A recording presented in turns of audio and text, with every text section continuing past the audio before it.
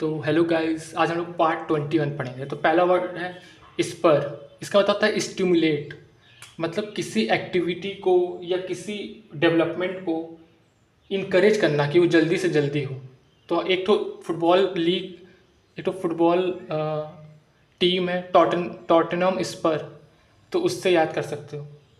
स्कांट माने होता है अपर्याप्त। इसको ऐसे याद करो जैसे मेरे पास कुछ नहीं है, हाँ, तो I can't do this. Can't क्यों नहीं कर सकते? क्योंकि अपर्याप्त है, रिसोर्सेज की कमी है। तो अस्केंट माने होता है अपर्याप्त। फ्लॉग माने होता है थ्रैश, बीट, किसी को पीटना।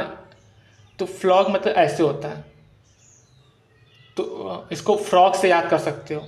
जैसे फ्रॉग से ऐसे याद कर सकते हो कि फ्रॉग को जो हम लेते हैं तो मेडिकल में उसको उन पर रिसर्च करते हैं ना, काटते पीटते हैं, तो उसको ऐसे याद कर सकते हो कि उनको बीट किया जाता है, मारा पीटा जाता है। इस तरह से याद कर सकते हो। इन रेज माने इरिटेट, रेज माने होता है गुस्सा। इन रेज का मतलब होता है कि किसी को गुस्सा दिलाना या किसी को इरिटेट करना। फिर है इन्फ्लिक्ट, पांचवा, ये इंपॉर्टेंट है। इसका मतलब होता है किस लेवी या कोई बोझ ढालना, किसी के ऊपर कुछ इम्पोज करना। इन्फ्लिक्ट। यूजअप, इसका मतलब होता है सीज, मतलब किसी और के सामान को सीज कर लेना। तो इसको याद करने का तरीका है जैसे यूएस कभी कभी किसी देश की जो मनी होता है उसको सीज कर लेता है। तो इसको याद करने का तरीका ये है। रिपग्नेंट, इसका तो होता है एबोरेंट।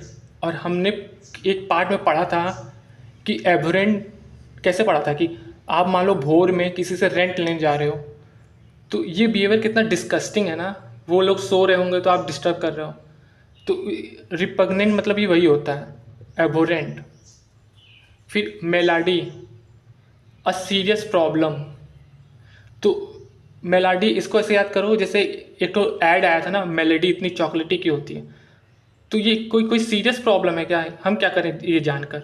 तो उससे याद करो मेलाडी। फिर एफिसिनाडो माने एडमायरर, जैसे रोनाल्डो के एडमायरर बहुत है ना, एफिसिनाडो, तो इससे याद करो एडमायरर, लवर।